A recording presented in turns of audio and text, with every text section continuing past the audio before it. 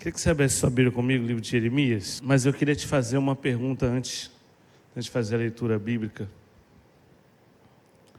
O quanto você tem consciência de que você tem correspondido ao seu chamado? Você entende isso? O quanto você sabe que você está cumprindo o seu papel, você está cumprindo o seu chamado? Você já fez essa pergunta para você em algum momento? E eu preciso te dar algumas coisas aqui para você não confundir o chamado.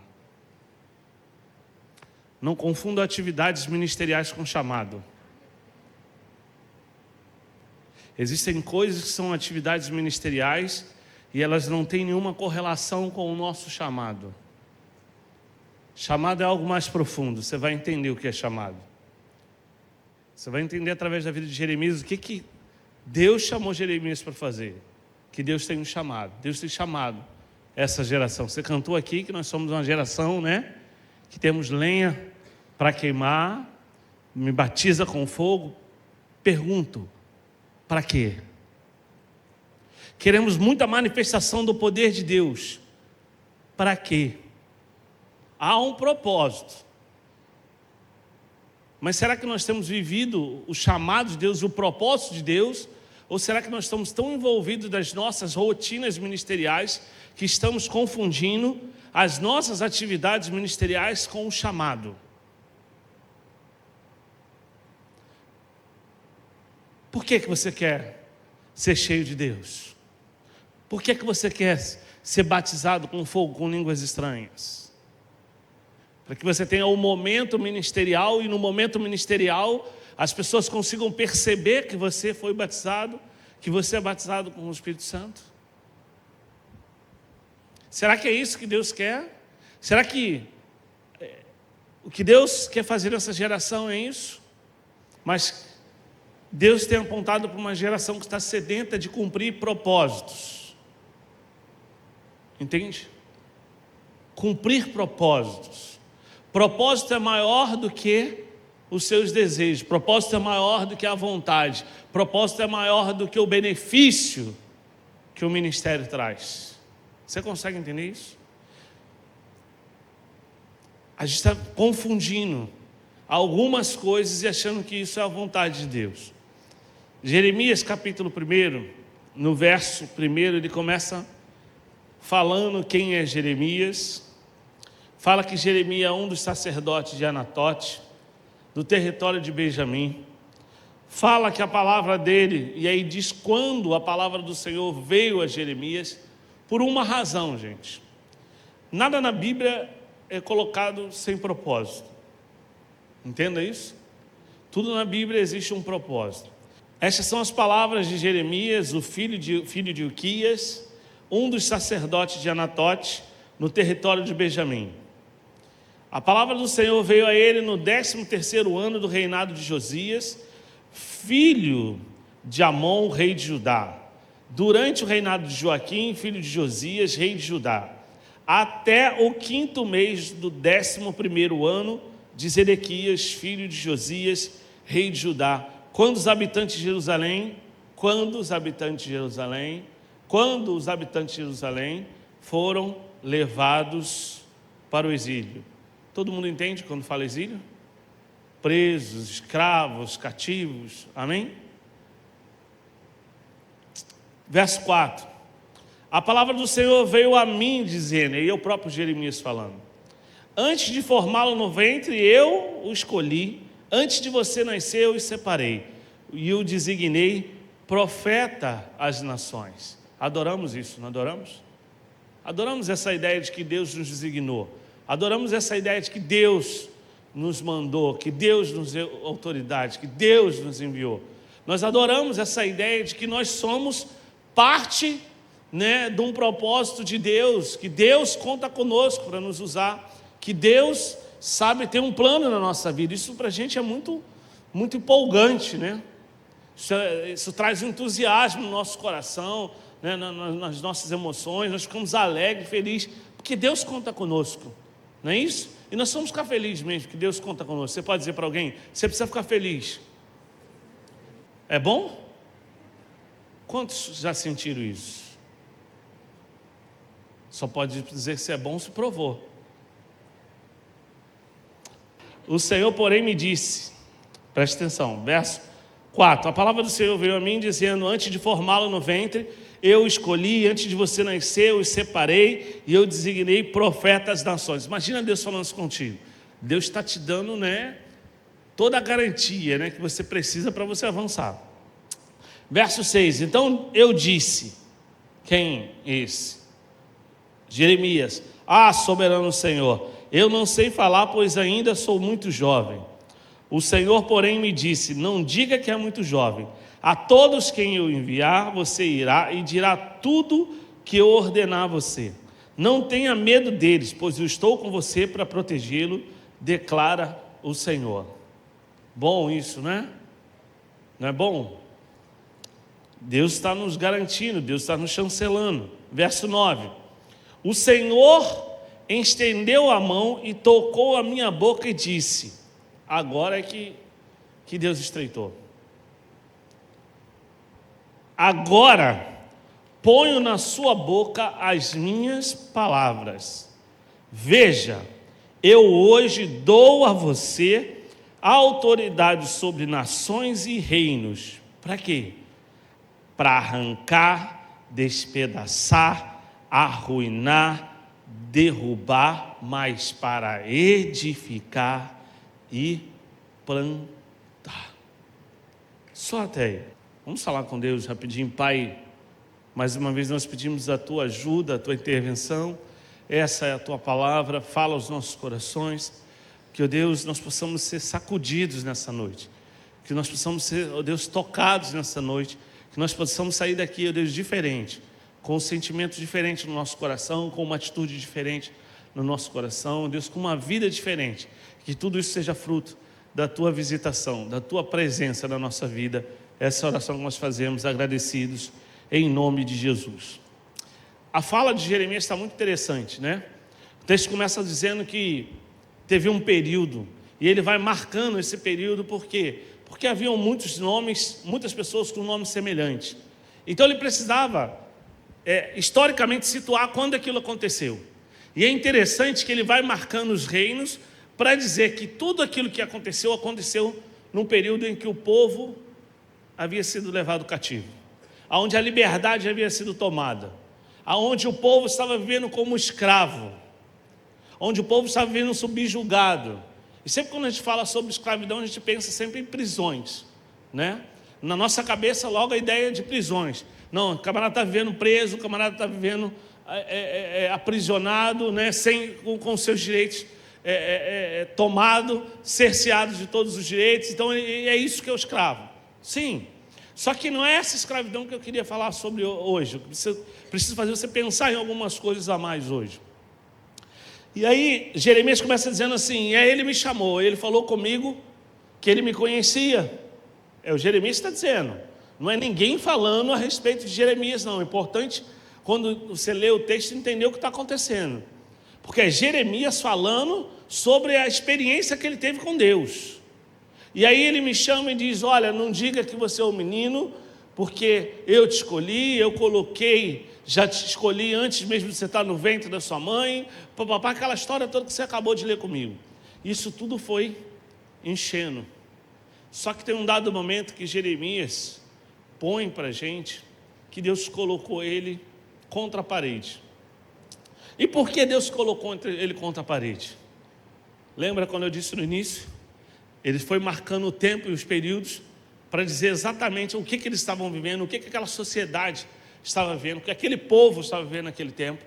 E aí Deus marca Jeremias dizendo: de hoje em diante, de agora, olha só, tudo que eu venho falando contigo, Jeremias, até agora, eu vinha afirmando para você, e você precisava aceitar o que eu estou falando. Só que agora, Jeremias, agora eu toco em você. Agora, Jeremias, lembra da história que eu te perguntei? Por que você quer ser batizado com fogo? Por que você quer ser cheio do Espírito Santo? Ele está dizendo: Jeremias, agora, diferente. Não falo mais sobre o que eu tenho. Não falo mais sobre o que eu proponho para a sua vida. Não falo sobre mais o que eu planejei para você. Agora eu dou algo a você que depende de você. E ele diz assim para Jeremias: Jeremias, eu ponho autoridade. E ele diz: autoridade para quê? Qual razão? Por que ele precisava daquela autoridade? E Deus vai elencando para Jeremias: para arrancar, para plantar, para destruir. Vai dando para Jeremias as possibilidades do que estava sendo entregue na mão dele. Pastor, onde o senhor quer chegar? Todos nós temos um chamado de Deus. Todos nós, sem exceções. Todos nós fomos chamados. Essa ideia de que um chamado é maior do que o outro é mundana, é terrena, é religiosa. A ideia de que um bastão torna uma pessoa melhor do que alguém que está numa recepção é religioso, extremamente religioso. A ideia de que uma plataforma é um lugar de sucesso é o conceito de sucesso espiritual que o mundo tem, que a igreja dos nossos dias tem.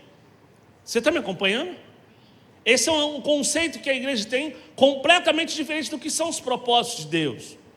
Deus escolhe um pescador. A igreja dos nossos dias hoje escolheria um locutor, né? Porque sabe se comunicar bem, porque sabe estar diante de uma câmera, sabe falar, sabe se comunicar. Afinal de contas, aí Deus vai lá, escolhe um bronco pescador e chama o bronco pescador e dá ao bronco pescador aquilo que o doutor que estava ao lado não recebeu. Que loucura! Eu quero fazer você entender, e aqui eu não quero comparar chamados e ministério, eu quero fazer você entender que você tem um chamado, que você tem um ministério, que você tem algo a fazer e que Deus já deu para você autoridade. E ele diz claramente, claro, a gente olha para todas aquelas questões de derrubar, de destruir, mas ele diz: é para edificar, para plantar. Deus nos deu autoridade para fazer coisas para o seu reino. Havia um propósito naquele momento, havia uma razão para que Jeremias tivesse ali, naquele momento, a ideia, o impulsionamento da parte de Deus, sabe, para ele entender o que ele podia fazer naquele quadro desfavorável que ele estava vivendo.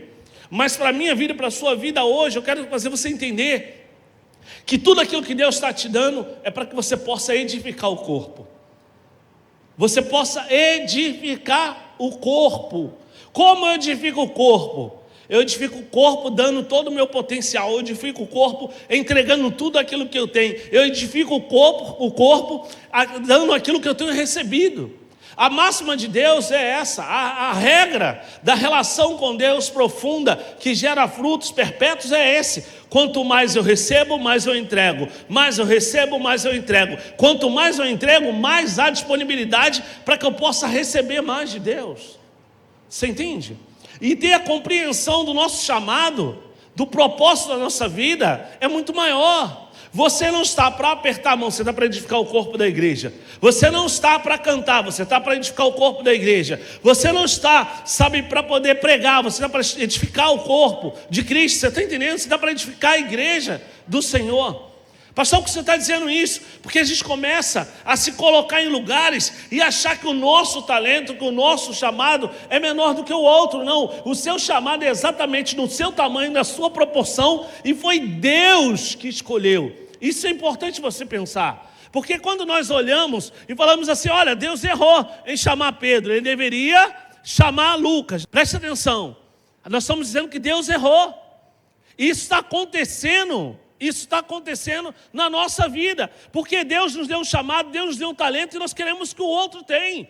Deixe o outro fluir naquilo que Deus deu para ele, e encontre-se no seu chamado, porque você vai fluir no seu chamado, você vai ficar feliz no seu chamado. O problema da igreja, o problema nosso hoje, principalmente dos jovens, que nós estamos nos encantando com aqueles que já encontraram o seu propósito, já encontraram o seu chamado. Você encontrou o seu propósito, você encontrou o seu chamado, ótimo, lindo, mergulha nele. Agora você que ainda não conseguiu encontrar o seu chamado, não olhe para o que o outro está fazendo e não deseje o que o outro faz. Busque aquilo que Deus tem para a sua vida, porque você será feliz. Entende? A gente vai encontrar alegria, nós vamos encontrar alegria e prazer quando nós estivermos no lugar certo. Quando você estiver fazendo a coisa certa. Que coisa certa, pastor? É a coisa perfeita? Não, é o lugar que você foi chamado. Entende? Letícia, não queira pregar, não é o teu lugar. Entende?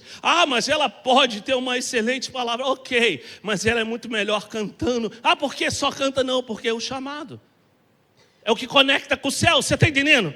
Vamos pensar, vamos materializar. É aquele tubo que conecta com o céu. E quando você começa, você encaixa, e aí Deus começa a derramar. E aí você começa a perceber que as coisas começam a fluir. E as pessoas começam a ser transformadas. O fluir não é aquilo que acontece e você se sente bem. O fluir é aquilo que você percebe que a igreja nota. Que as pessoas notam. O seu chamado é algo muito precioso. Deus está dizendo para Jeremias: Jeremias, preste atenção.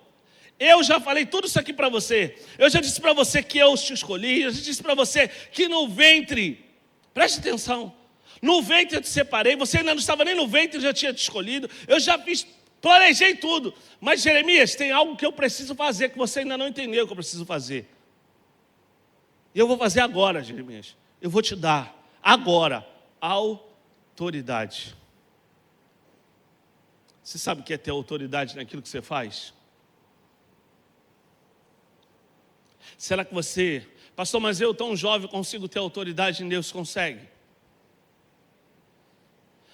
Nós desenvolvemos autoridade no nível que nós nos comprometemos com aquilo que nós buscamos.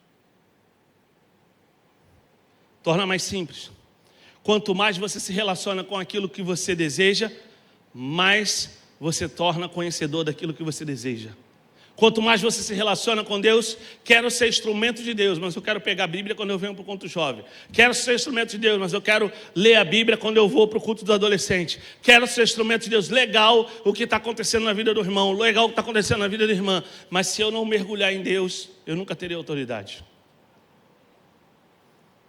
Eu preciso mergulhar. Quando a gente olha para esse texto, capítulo 1, parece que Deus veio assim do nada e falou assim: ei, Jeremias, eu te escolhi. Não. Ele vai marcando a história. Havia um contexto. Ele está dizendo: esse cara aqui, esse Jeremias, é o filho do sacerdote. Esse aqui é sacerdote. Isso quer dizer o quê? Que ele tinha uma relação profunda com as Escrituras. Que ele já buscava. A insegurança é normal, e isso vai vindo para todos nós. Todos nós ficamos inseguros em todo momento da nossa vida. Não pense você não. Porque o dia que você assumir uma plataforma, assumir qualquer lugar para falar do amor de Deus e faltar insegurança, está tudo errado. Porque a soberba e a autossuficiência entrou e Jesus sai por lá outra porta. Você entendeu? Nós precisamos sempre estar inseguros, sim. Precisamos sempre nos sentir incapazes, sim. Sabe por quê? Porque a cada dia uma manifestação nova, um mover novo da parte de Deus. Não pensa você que tem 10, 15, 20, 30 anos, sabe de evangelho, que você conhece, vai conhecer tudo e vai te dar o conforto. Não vai te dar o conforto. Essa é a hora que nós chegamos aqui e falamos assim: Deus, e aí? Se tu não falar, não adianta. Se tu não agir, não adianta. Você entende? Mas vocês precisam ter consciência do chamado. Quem tem consciência do chamado, quem entende o propósito da sua vida, não troca Jesus por nada. Quantos jovens fornicando? Quantos jovens tendo vida sexualmente ativa, sabendo que isso é uma prática do inferno que separa de Deus e permanece? Pastor, o que é isso? Eu tenho que falar isso. Quantos estão trocando a bênção de Deus? Não tem consciência do chamado? Deus, ele vai lá, sacode Jeremias, bagunça Jeremias, sabe? Mexe com Jeremias, depois disso tudo ele diz: agora, Jeremias, eu coloquei toda essa confusão dentro de você, mas eu vou te dar agora o que te dá equilíbrio, o que te dá paz. Estou te dando autoridade. Tudo aquilo que Deus provoca na nossa vida, não é para nossa destruição, não. É para nos tirar da nossa zona de conforto. E quando nós saímos dessa nossa zona de conforto, Deus nos dá autoridade. Autoridade para quê? Para que as pessoas nos reconheçam? Não, para edificar. Para edificar. O que nós temos feito como igreja? Jovem, o que vocês têm feito como igreja? Hoje aí, o Start, um novo começo. Que novo começo? Quantos jovens você está chorando por eles? Quantos deveriam estar aqui da nossa própria igreja? Nem um terço da juventude está aqui. O que nós estamos fazendo? O que você está fazendo? O que você está fazendo pelo amigo do lado que está morrendo? O que você está fazendo com a amiga do lado que está fornicando? Você está aceitando a fornicação dela? Você está aceitando a fornicação dele? Você está aceitando ele nos bailes? Está aceitando ele nas boates? Para ter o amigo? Você está aceitando a amiguinha que está dizendo, olha, eu preciso experimentar, eu preciso ver como é o outro lado. E ter uma relação bi. Sobre a massa que você não pode perder, deixa eu te dizer uma coisa. Deus te deu a autoridade. Deus deu a você algo que você precisa para avançar, só depende de você. Ele só põe a minha palavra, e a minha palavra eu ponho dentro de você, e eu ponho em você o que você precisa. Eu estou habilitando, é isso que Deus está dizendo. Eu estou habilitando vocês, eu estou preparando vocês. Mas você sabe para que você está sendo habilitado? Se você não sabe qual é o seu chamado. Você não sabe qual é o propósito? Pastor, eu sei sim. Sabe não.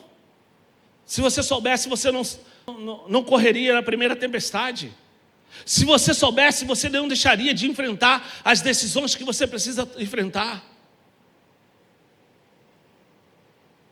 Existem decisões que você precisa tomar na vida e não adianta. E olha, o tempo vai passando. Você hoje está aqui um adolescente, daqui a pouco você é um jovem, tem os jovens, daqui a pouco são jovens, casais. Daqui a pouco o tempo passou, já era, o tempo não volta mais. Esse é o tempo de você colocar a mochilinha e sair pelos 4 cantos pregando o evangelho. Esse é o tempo de dobrar os joelhos, sabe, de passar dias e dias dentro de uma igreja orando, buscando. Nós temos aí, próxima sexta-feira, vigília. Esse é o tempo de você, jovem, estar aqui todos os dias, clamando a Deus, pedindo a Deus para que haja um grande mover. Esse é o tempo. Esse é o tempo de você dizer, me dá aqui as minhas coisas, que eu vou pregar o evangelho.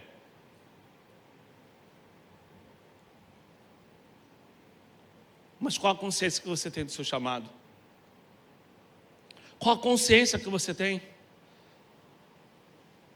Você tem se aproximado porque é legalzinho? Você tem se aproximado da igreja porque é legal? Você tem se aproximado do grupo porque o GV é legal? Porque os grupos são legais? Ou você tem dado passo dizendo, eu quero viver o propósito de Deus na minha vida? Para que eu quero fogo? Avivamento não é fogo que cai. Não é fogo que cai. Avivamento não é fogo que cai. Preste atenção. Eu falei aqui quinta-feira, vou repetir isso para vocês.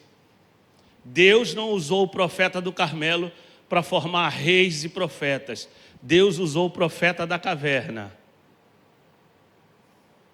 Elias, quando estava no topo, no auge, mandando o fogo cair do céu, consumindo os profetas de Baal, né? Todo mundo vendo o poder avassalador de Deus através da vida de Elias. Deus não tirou daquele quadro, daquele momento de Elias, reis. Mas quando Elias foi para o lugar secreto, do medo, não. Quando ele foi tratado, onde ele precisava ser tratado, diz as Escrituras, que ele ungiu reis, 2 reis e 1 profeta.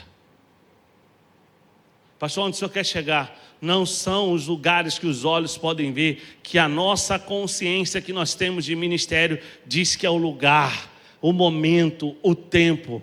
É no tempo de Deus e no lugar que Deus quer fazer. Tem coisas que Deus quer fazer na sua vida e Ele não vai fazer da maneira como você imaginou, como você, sabe, plantou na sua cabeça. Deus vai fazer de uma maneira muito especial, mas não do jeito que você pensou. O que você está fazendo da sua vida? Se pergunte, o que você está fazendo da sua vida? Eu me lembro que quando eu me converto, a minha maior indignação, a minha maior revolta na minha conversão, achar que eu havia me convertido tarde demais. eu tinha que ter conhecido Jesus antes. E eu ficava revoltado comigo mesmo, falando assim, por que você não foi? Por que você não foi? E quantos estão perdendo tempo? Olha o que ele diz, verso 10. Veja, hoje eu dou você a autoridade sobre as nações e reinos. Você entende quando ele fala de reinos? Vamos pensar no reino espiritual. O que fica de pé, irmãos? O que fica de pé? O que fica de pé diante dele? Sobre nações e reinos, para arrancar, despedaçar, arruinar e derrubar, para edificar e plantar. Você tem derrubado as cadeias do inferno na vida dos seus amigos? Ou você é aquele que a sua amiga, o seu colega da escola começa a contar alguma coisa e você não sabe o que fazer? Ela começa a falar do problema que ela está enfrentando e você se junta a ela para dizer, é difícil, realmente, eu entendo que é difícil. Ou você é aquela que diz assim, não, eu tenho autoridade para acabar com isso aí. Eu tenho autoridade para estancar isso aí. Você crê? Eu vou orar com você. Mas olha, você precisa de Jesus. Sabe o que está faltando? Líderes que se pareçam mais com Jesus. Gente que pareça mais com Jesus. Gente que está mais preocupada, sabe, em deixar de estar, deixar de estar preocupado de encher uma placa de uma igreja e começar a se preocupar em fazer discípulos de Jesus. Dizer, olha, eu tenho um Deus. Está faltando líderes como aqueles homens que carregaram o paralítico. Talvez eu não sei como fazer agora, mas deixa eu pegar esse deficiente aqui, deixa eu pegar esse moribundo aqui, deixa eu pegar esse camarada aqui, eu vou levar no lugar do milagre. Você sabe o lugar do milagre. Você sabe onde Deus quer usar você. Você sabe onde Deus está. Mas o que você está fazendo? Como você tem arruinado as estratégias do inferno? Como? Se sentando? E não adianta. Desculpa. Não adianta ficar brincando. Não adianta ficar brincando. Eu queria muito hoje, sabe, dizer algo diferente para os irmãos. Algo diferente para vocês, mas chega. Para de ficar brincando. Ou você dá um passo na direção do seu chamado, ou você vai viver a vida inteira como você está vivendo. A autoridade é para ter ações. A unção é para que haja ação. Quero unção de Deus para quê? Para que as pessoas vejam.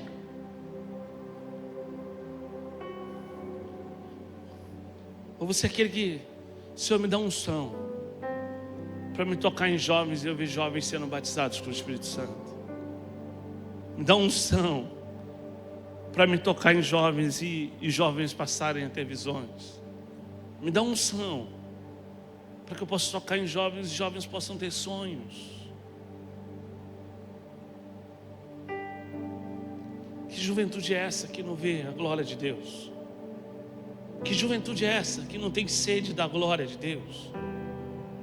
Que jovens são esses que não querem buscar a face de Deus? Eu me lembro que eu ficava pensando, eu vou lá para o monte porque todo mundo diz que lá no monte vê as folhas incandescentes, que a glória de Deus vem. Que jovens somos nós? E aí nós cantamos, tenho lenha para queimar. Tenho lenha para queimar. Carvão velho, madeira podre. Não é isso? Que lenha que queima é aquela tora robusta que você taca fogo e ela passa ali dias queimando, dias queimando, dias queimando, que até para apagar é difícil. Você entende? O que você tem desejado mais da sua vida? o namorado, a namorada? O que te tem, sabe, provoca mais saudade? O que te provoca mais saudade? Não era no passado nenhuma dificuldade para que as pessoas tivessem um namoro de corte, né? Que elas queriam tanto Deus, que qualquer coisa que entrasse na possibilidade de afastar eles da presença de Deus, o jovem dizia: não, não quero. Hoje a luta é como um jovem se mantém em santidade no namoro dos nossos dias. Tudo que a gente ouve é meninas de 12 anos, 13 anos dizendo que já passou da faixa, que a mão já passou onde não tinha que passar. Meninos que se masturbam assistindo vídeos de internet. Aí a rede é uma porcaria, sim. Mas sabe por que você está perdendo tempo com isso? Porque você não sabe qual é o seu chamado. E você não conhece o Deus que te chamou. Você não tem sede de conhecê-lo. Ele estava dizendo: Jeremias, tu não entende. Toda a sede que você tem, Jeremias, é porque eu te separei lá atrás. Você consegue entender isso? Ele não estava dizendo: Jeremias, eu não vim do acaso e vim aqui te buscar, não, Jeremias. Tudo isso que você já tem, que você já nutre, é porque eu plantei lá atrás no teu coração. Quantas coisas Deus plantou no nosso coração? Quantas coisas Deus plantou no teu coração? Quantas coisas Deus deu para você? Qual é o teu chamado? Qual é o propósito da sua vida? Isso precisa ser uma pergunta perturbadora. Você entende isso? Isso precisa ser algo que grite na sua cabeça sem parar, e você não consiga dormir, você não consiga fazer nada até que o Espírito Santo te revele. Porque quando o Espírito Santo te revelar, você vai concentrar todas as suas forças naquilo que é o seu chamado. Você vai perceber que nenhuma outra coisa mais terá importância.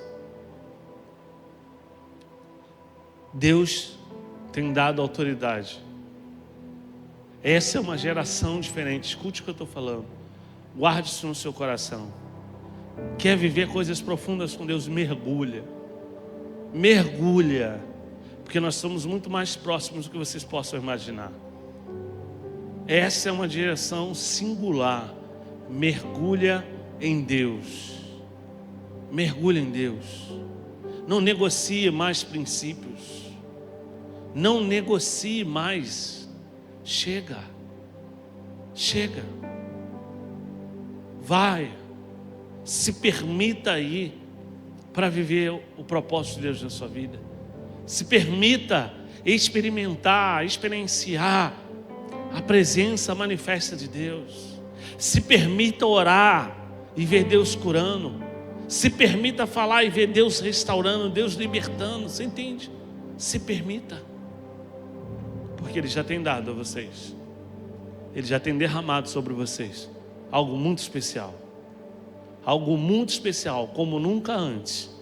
Deus está derramando. Nós temos visto essa geração se levantando. Uma geração que não negocia para estar bem.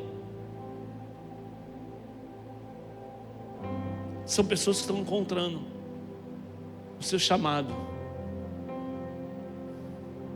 O que arde no seu coração? Se tiver um Jeremias que se levante, se tiver um Daniel que se levante, se tiver Sadraques e Mesaques e Abidnegos que se levante, vocês não têm ideia do que vocês podem fazer.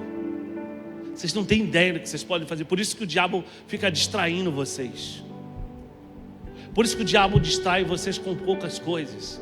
Sabe por quê? Porque se você não for distraído, se você não se permitir ser distraído, acabou. Acabou para o inferno. Não se distraia do seu propósito. Não se distraia do seu propósito. Não se distraia do seu chamado. Comece a fazer uma análise da sua vida. O que está atrapalhando você? O que está atrapalhando você? O que está impedindo você? O que está destruindo a sua vida? Tem gente se destruindo e está indo para o buraco e não está se dando conta. Quantos que eu estou vendo com os meus olhos está indo para o buraco, e não estão se dando conta? Quantas pessoas aqui, quanta gente boa nessa igreja. Ah, pastor, aqui não tem meninos, ore para que Deus envie meninos. Aqui não tem meninas, ore para que Deus mande meninas.